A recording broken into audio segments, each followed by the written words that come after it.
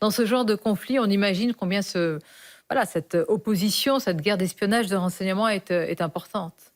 Absolument. On ne peut pas mettre un pied dans un pays en guerre ou commencer un conflit sans avoir le maximum de renseignements pour pouvoir avancer j'allais dire en toute sécurité, mais il n'y a pas de sécurité à 100%, il n'y a pas de risque zéro. Ce qu'il vient de faire, ça fait partie aussi de la guerre psychologique, de la guerre de la communication. C'est aussi pour rassurer son camp, c'est pour aussi remotiver son camp, parce que il essaye d'en tirer profit, justement, il est encore vivant, il est encore vivant si c'est pas un sosie, et il est prêt à repartir. Sosie, oui. Il est prêt à repartir en guerre ou continuer son programme nucléaire militaire pour continuer à alimenter ses proxys. Je pense au Hamas, au Hezbollah, etc. Et pour continuer le conflit au Moyen-Orient, on avait une occasion justement grâce à ce que fait le Mossad actuellement, parce que le Mossad, ça fait de nombreuses années qu'ils sont sur place. Alors, ils peuvent être sur place de façon physique, ils peuvent être sur place aussi avec les agents qu'on a recrutés. Dont on dit, Pierre Martinet, je ne sais pas si vous avez l'information, qu'ils ont été à un niveau très très haut, quasiment presque au cœur du réacteur, si je peux dire, du programme nucléaire. Certains, il y a même... Imaginez, il y a même une personne qui était en charge de traquer les espions sur le territoire iranien. Le chef de ce service-là, c'est un agent du Mossad. Donc, en fait, agent du Mossad, qu'est-ce que ça veut dire ? Attendez, un agent du Mossad qui est chargé en Iran lui-même de traquer... Les agents, ouais. Donc, en fait, à quelques niveaux que ce soit, on peut avoir quelqu'un ici, autour de la table, pour être approché par une puissance étrangère pour vous retourner et vous transformer en agent de renseignement, bien sûr, en fonction de votre profession. Mais là, on parle véritablement d'agents qui ont une expertise, une capacité à gérer le danger et un stress bien sûr, ultime. On peut aussi tamponner, retourner des gens du programme nucléaire. C'est comme ça qu'ils ont peut-être des informations. Ça, j'ai pas l'info là-dessus. Mais il y a deux possibilités. Soit on a des agents infiltrés dans un pays, ce qu'on fait, nous, la France le fait depuis de nombreuses années. On l'a fait aussi en Iran. On est allé vérifier le taux de radioactivité autour de sites nucléaires. C'était il y a très longtemps, mais on l'a fait. Mon service, où j'étais, on l'a fait. Ensuite, ça, c'est des agents qui sont infiltrés de façon clandestine, alors avec des vrais ou avec des faux passeports, etc., avec des couvertures, etc. Il y a des gens qui sont en place depuis de très nombreuses années aussi. C'est des agents des agents de longue durée, ceux qui ont vu la série... Téhéran ? Non, laquelle ? Foda. Non, le bureau des légendes, là. Voilà. Donc, c'est des gens qui ont un vrai métier. Très bien, qui sont insérés, qui ont leur vie familiale, personnelle sur place. Ouais. Comment ? Des agents dormants, vous les Non, pas du tout. C'est pas des agents dormants. C'est des gens qui travaillent pour la DGSE, qui ont un vrai métier et qui vont travailler dans ce domaine-là, dans un pays qui nous intéresse. Après, on peut se construire une légende, et puis on peut ouvrir un magasin d'art, une boutique d'art ancien dans un pays, et ensuite on donne de l'information. Alors ça, c'est une première partie. La deuxième partie, c'est ponctuellement avoir des agents pour commettre des actions illicites, c'est-à-dire pour faire sauter ou éliminer quelqu'un, ou faire sauter un site particulier, opération Homo, opération Arma. Et ça, c'est aussi comment dirais-je, le principe de tous les services du monde. Et la DGSE. Et il y a peut-être un troisième volet, c'est est-ce qu'il est possible de susciter, justement, parce qu'on a beaucoup parlé d'un éventuel changement de régime. Alors là, quand on voit le résultat, on se dit qu'on est très très loin. Nous en avions parlé ici même il y a quelques jours, vous étiez à distance, Pierre Martinet. Est-ce que ça peut être aussi l'un des rôles de renseignement où là, c'est vraiment politique ou simplement militaire vraiment ? Alors sur le plan technique, je ne rentre pas dans des considérations politiques, sur le plan technique, ça fait partie de nos prérogatives. C'est un domaine dans lequel on excelle. Après, le résultat, on en parlait tout à l'heure, le résultat, il est ce qu'il est.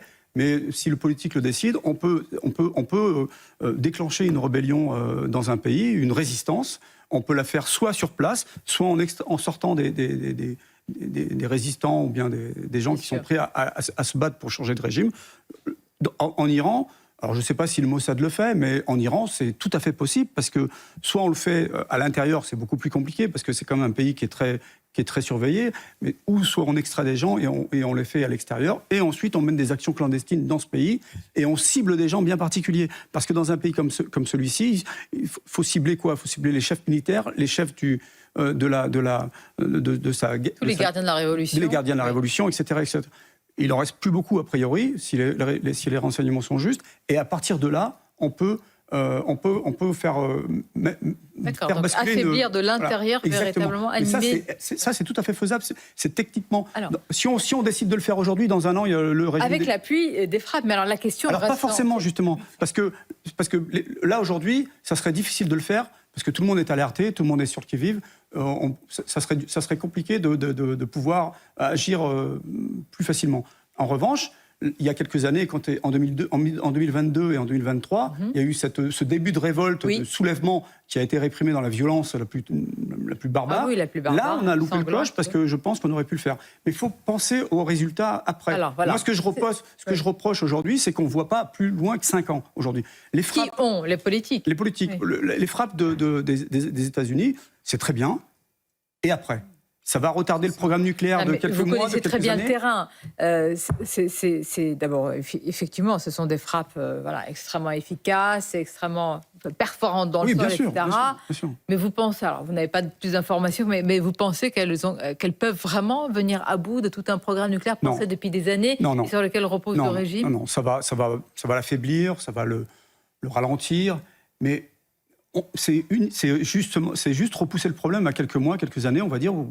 Mais ce qui est important dans cette région-là, c'est de penser à la stabilité autour d'Israël. Et si on veut la stabilité autour d'Israël, il ne faut plus de Hezbollah, il ne faut plus de Hamas, parce que tout le monde veut une solution à 2 États. Mais oui, les Houthis, bien sûr. Tout le monde veut une solution à 2 États. Mais avant d'avoir une solution à 2 États, il faut instaurer une vraie sécurité. D'accord, mais là, vous parlez d'un changement du Moyen-Orient. Hein. Oui, mais justement, faire tomber un régime qui veut depuis 1979 détruire Israël, si on ne le fait pas aujourd'hui, ça va continuer. L'Afghanistan, l'Irak, la Libye et l'Iran, ce n'est pas la même chose. Déjà, l'Iran sort beaucoup. C'est jamais la même chose. Non, mais il y a des explications. Non, mais moi je peux vous expliquer, c'est que Quel changement de régime a fonctionné, dites-moi? Mais c'est bon, là, déjà, on sait pas. On peut pas anticiper ce qu'on sait pas. Déjà, on le sait pas.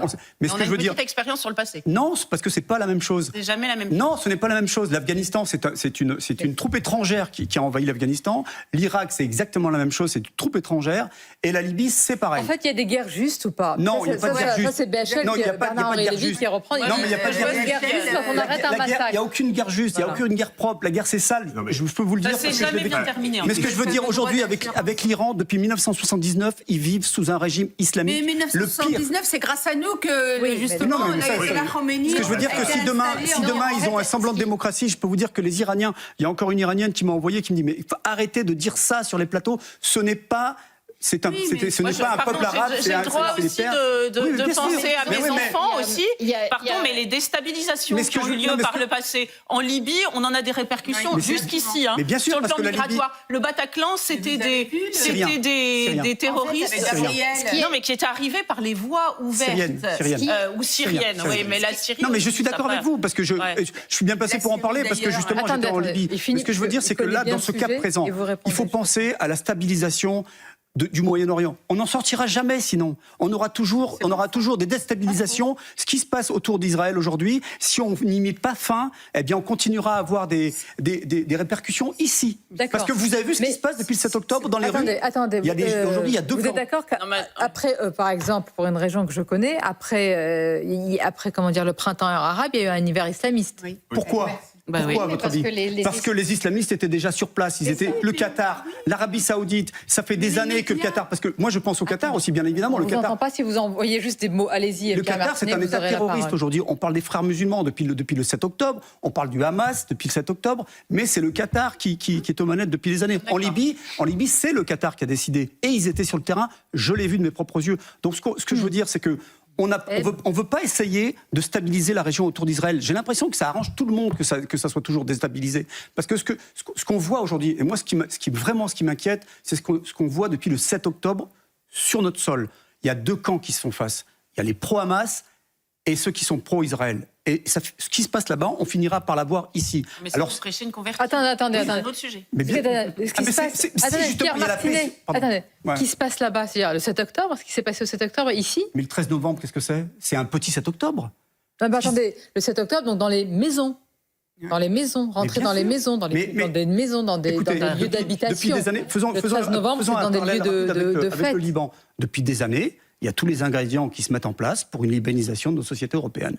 Et depuis le 7 octobre, moi, ce que je ne comprends pas, c'est que depuis le 7 octobre... C'est la crainte des renseignements. Mais bien sûr, ça devrait nous alerter. Vous vous rendez compte, dans les rues de Londres, les drapeaux du Hamas, mort aux Juifs, dans les rues de l'Allemagne, dans les rues de Belge. Depuis 2022, je n'ai pas les chiffres en tête, hein, bien évidemment, mais depuis 2022, combien il y a eu d'attaques au couteau, combien il y a eu de victimes avec ce genre d'armes blanches, mais ce n'est pas vraiment une arme blanche, combien il y a eu de victimes qui sont restés sous silence, en fait. Et ce qui est intéressant, si je puis mettre entre guillemets, bien sûr, ce qui est intéressant, c'est que depuis quelque temps, les familles, les épouses ou les mères, comme la dernière fois Stéphanie, la mère d'Elias, je crois qu'elle passera ce soir. Tout à fait. Chez Laurence Ferrari. C'est Laurence, c'est très bien. Ça a été mon médecin, d'ailleurs. 19h, oui.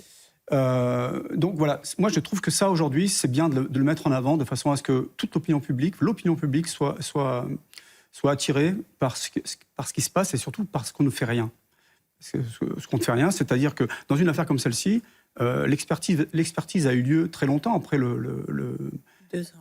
ans après les faits. Est-ce que c'est crédible? Enfin, la question que je pose, est-ce que c'est crédible? Et entre-temps, dans l'intervalle, qu'est-ce qu'on a fait? On a fait quelques commissions d'enquête, bien évidemment, sur les couteaux. Là, maintenant, on veut interdire la vente aux couteaux des mineurs, mais effectivement, il suffit d'ouvrir des couteaux des cuisines pour avoir sous la main. C'est important ce que vous dites. C'est vrai qu'il y a eu un basculement, c'est-à-dire la prise de parole ça, c'est très dans l'espace médiatique des familles de victimes. Sans le revendiquer, on peut tuer quelqu'un au couteau en ayant justement une ambiance autour de ça. C'est ce que disait quelqu'un, le djihadisme d'atmosphère. C'est aussi bien sûr. Le mimétisme. C'est aussi. Alors tout le monde voudrait que les gens aient une adhésion officielle. Alors je ne parle pas de ce cas précis, hein, mais tout le monde voudrait qu'il y ait une adhésion officielle, une revendication officielle. Alors que non, certains se radicalisent. Moi, j'aime pas trop ce terme. Ils adhèrent à un projet. Dans ce projet, la partie violente du projet, le couteau fait aussi partie des accessoires, entre guillemets. Et vraiment, le risque, c'est se faire justice soi-même. Ouais. Le risque aujourd'hui. Non, mais la psychiatrie, vous l'identifiez, vous, Pierre Martinet? Oui, moi, je pense qu'on n'est pas loin d'avoir on n'est pas loin du point. J'y pense régulièrement. Le jour où il y a encore un attentat de masse ou encore un attentat au nom de quoi que ce soit, on risque, je pense, ce point de bascule-là où les gens vont aller se faire justice soi-même.